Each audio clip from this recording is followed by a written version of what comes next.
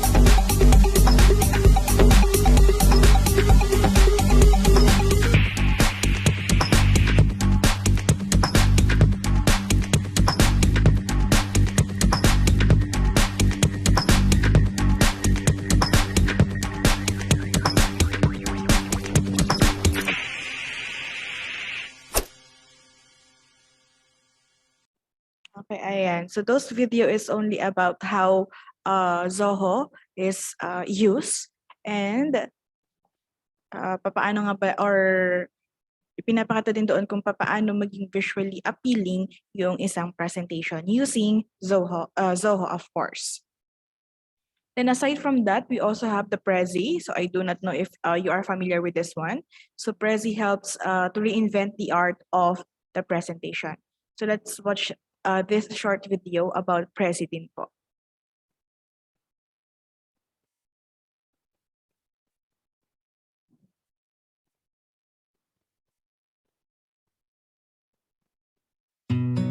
Hand in hand on the warm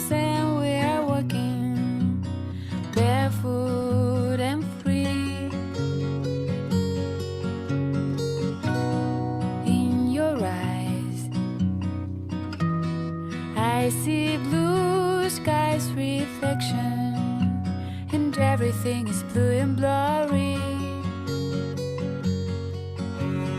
Kissed by sun, loved by winds, we're so happy at this lovely place. No sorries, no worries, let it always be a sunny day. Whoa, just for you and me. Whoa, a sunny day. Whoa, let it always be. Whoa, a sunny day. Your embrace and your smiling face are making every moment miraculous. I believe as long as we live, our love will be deep and true and cloudless. Take my heart, take my soul. All I need is you to behold. No sorries, no worries. Let it always be a sunny day. Whoa, just for you and me. Whoa, a sunny day. Whoa, let it always be. Whoa, a sunny day.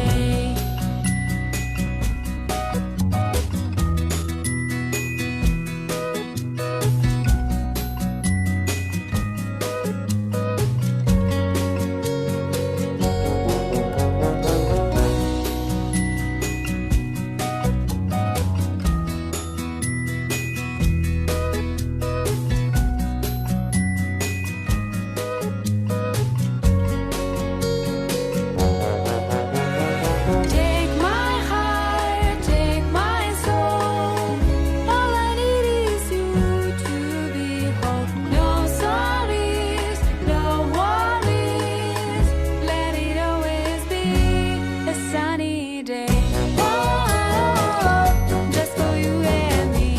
Whoa, a sunny day. Whoa, let it always be. Let it always be a sunny day. Whoa, just for you and me.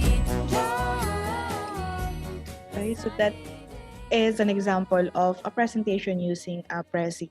So kung ano yung mapapansin natin dun sa Prezi, so kumbaga it can be a big picture wherein pwedeng mag-zoom in or mag-zoom out doon for the information. So kumbaga ang advantage ng Prezi is yung transition. So yung pinagkaiba niya doon sa PowerPoint presentations. And then aside from Zoho and Prezi, another example of a website for presentation is the SlideShare. So I know some of you are familiar with the SlideShare, especially if mahilig tayo mag-browse sa internet ng information and then karamihan ay nasa SlideShare makikita yung information. So SlideShare is used to build concise, well-presented content from top experts. So let's watch this video po again about SlideShare.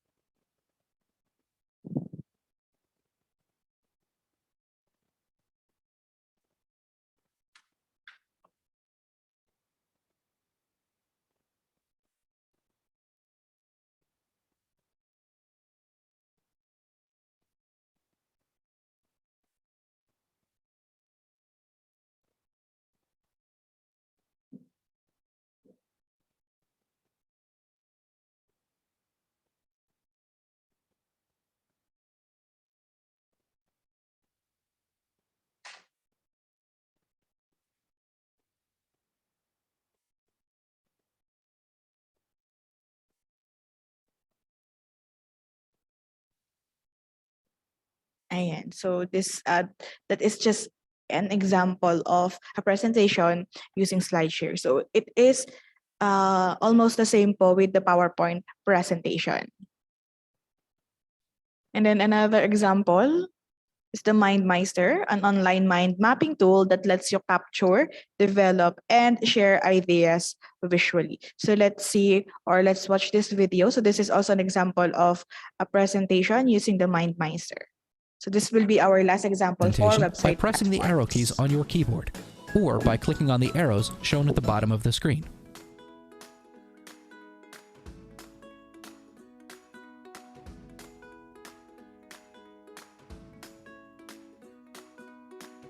When you're done, just close the slideshow with this button. You can also display presentations on your iPhone, iPad, or Android device using MindMeister's mobile apps. You can export the slides as images or PDFs.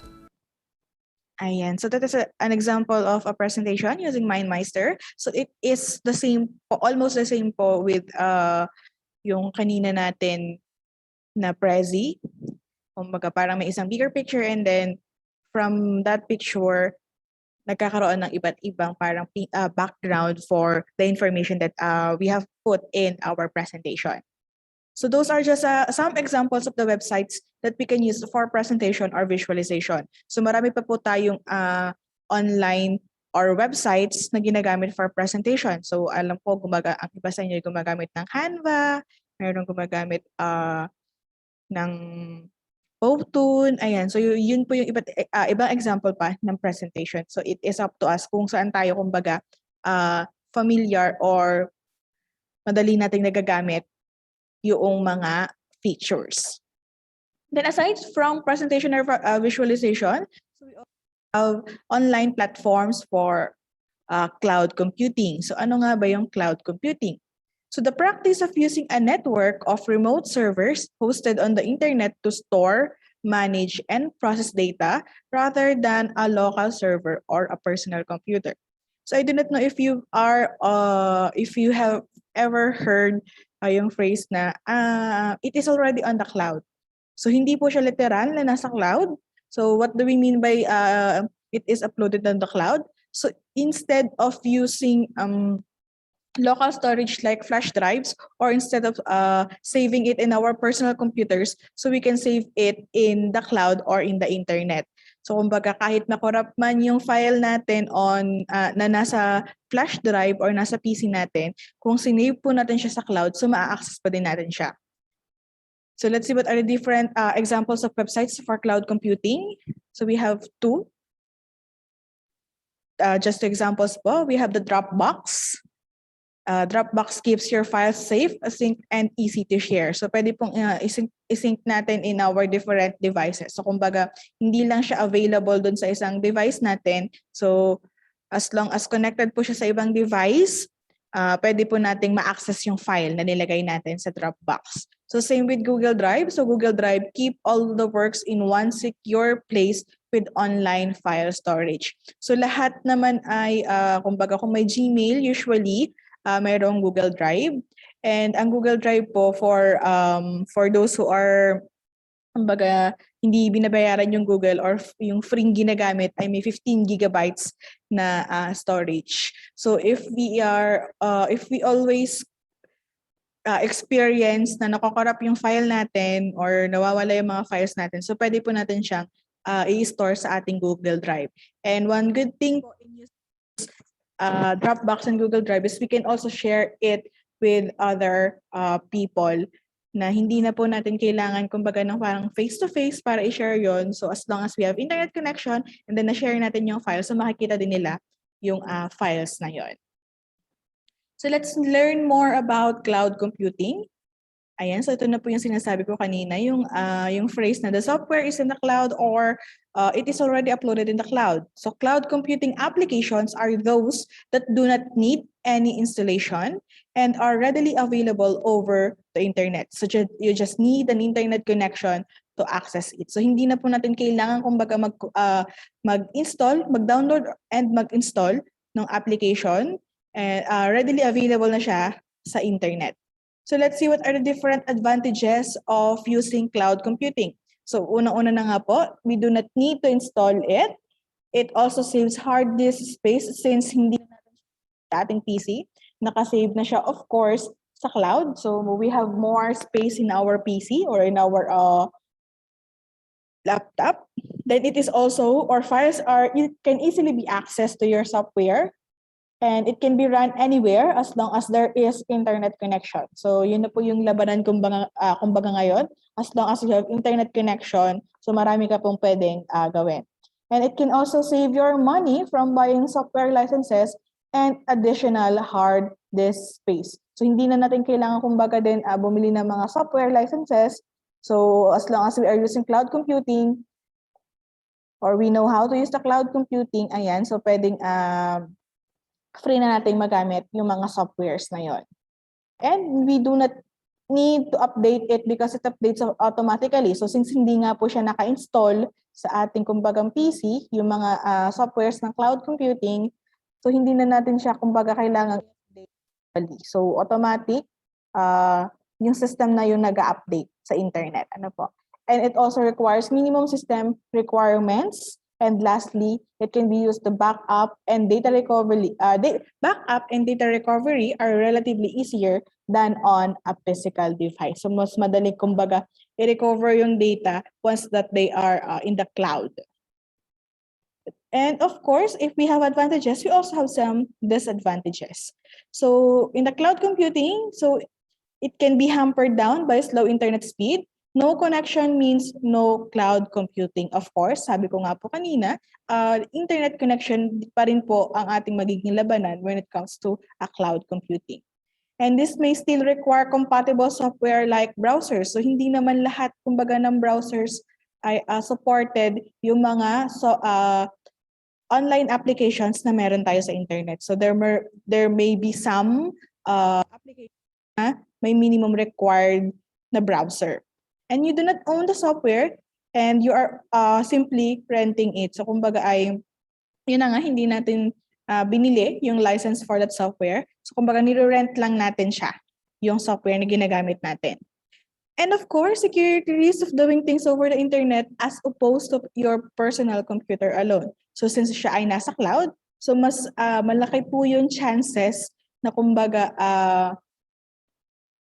ma-hack yung mga files or yung identity natin, kasi nga po mas madaling i-process yung hacking when kapag naka-internet tayo. So unlike dun sa nakasave sa personal computer natin tapos hindi siya kumbaga connected sa internet, so mas malaki yung chances. Ano po? And related to that, so sa cloud computing, it is also more prone to hacking. Kasi more of hacking kasi ay it is usually done through networks or through internet. And it has a limited control over the infrastructure itself. So kagaya nung yung kanina binanggit ko po, since we do not own the software, limited lang po yung control natin doon sa mismong system po ng ating ginagamit. And aside from cloud computing and the presentation or visualization, we also have the file management. So file management is the storing, naming, sorting, and handling of computer files. So let's see what are the different examples of websites for file management. So we have here the Zamzar and yung Word to PDF. So these are just some website that we can use to convert files.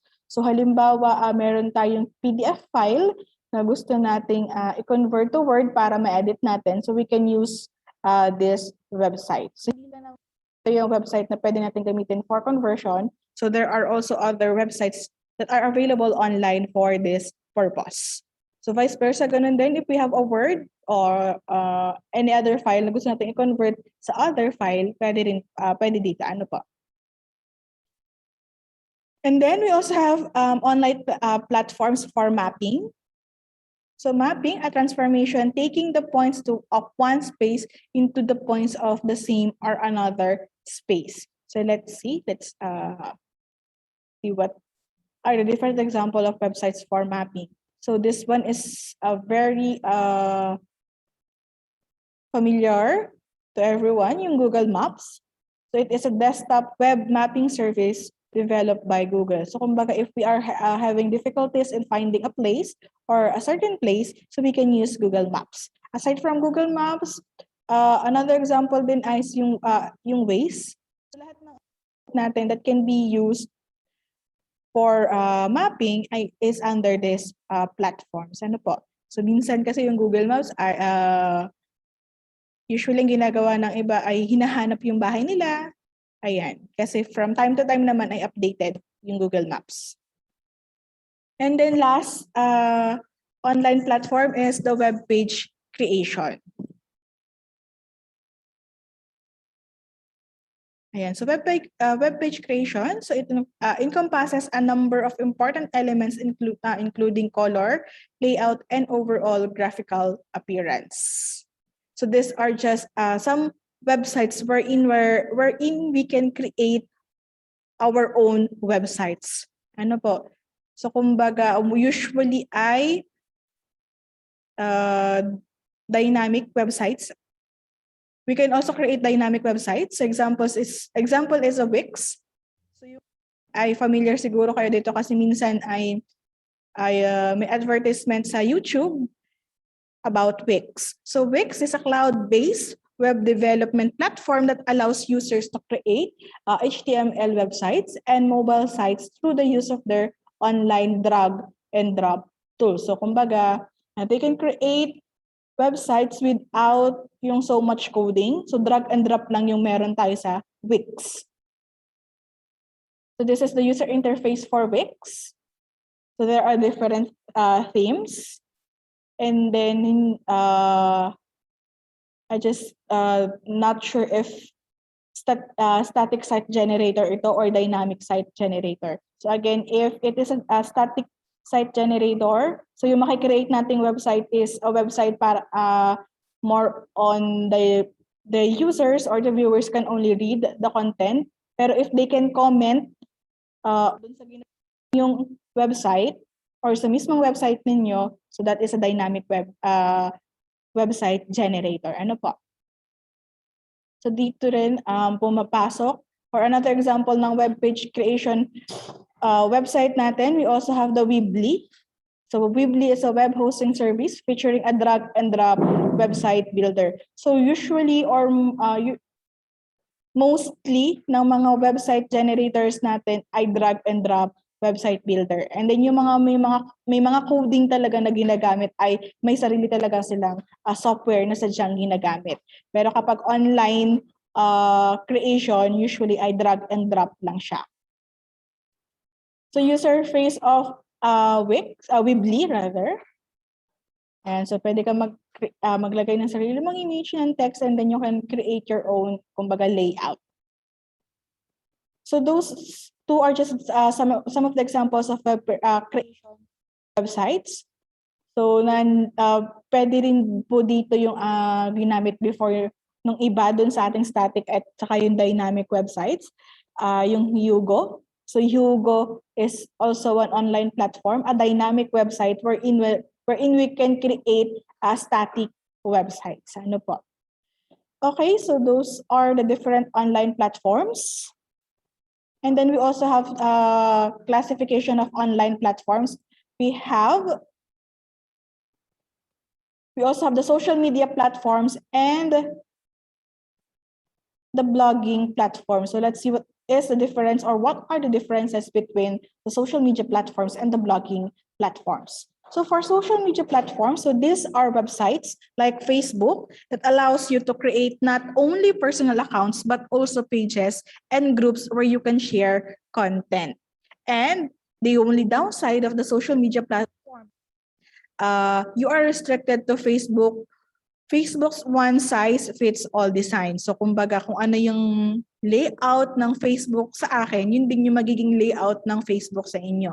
But then again, we can use naman Facebook, this social media platforms for creating groups wherein we can share some contents. So marami naman tayong alam kumbaga na social media platforms. And then another classification of online platforms is the blogging platform. So blogging platforms, so website like WordPress, focus on content and design. So unlike sa social media platforms, so unlike sa Facebook, blogging platforms, pwede tayong gumawa ng sarili nating layout. And it typically looks like a newsletter where you are given options to change the design to your liking. So it's like you're creating your own page. Ano po?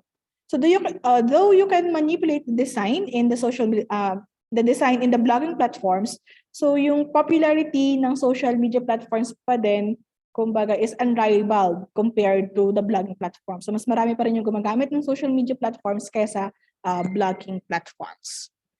So let us learn more about the social media or the social media platforms.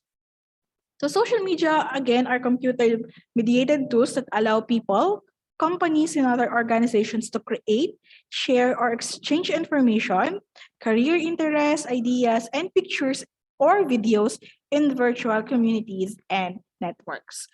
So some of the examples of social media platforms are, of course, yung Facebook natin. And then we also have the Twitter. So how about naman po sa blogs or blogging platforms? So blogs are informal website published on the web consisting of discrete, often informal diary-style text entries or posts. And posts are typically displayed in chronological order so that the most recent post appears first at the top of the web page. So usually kapag if we are giving out our opinions, so usually yung mahaba talagang opinion natin, we can use the blogging platforms instead of using the social media platforms. Kasi sa social media platforms, usually maikli lang talaga yung pwede natin siyang ilagay. And again, sa yung blogging platforms natin ay more on diary style text entries. And some of the examples of blogging platforms or sites that we can use to create blogs are the WordPress. We also have the Medium, the Blogger, and the Squarespace. So ilan lang po yan sa mga site na pwede natin gamitin to create blogs. Ano po? So blogs po ito, it is a more of written. Okay, so that is all about, again, our different online platforms. So if you have any questions or clarifications regarding this topic, so do not hesitate to message your teacher. And as for the attendance in your class, so make sure that if you hear your name, you are going to say your middle name. Again, inuulit ko po, kapag nag-attendance po ang inyong subject teacher, instead of saying present, you are going to say your middle name. So this is to check if pinanood po talaga ang video discussion. So good day, grade 11 students. God bless and keep safe.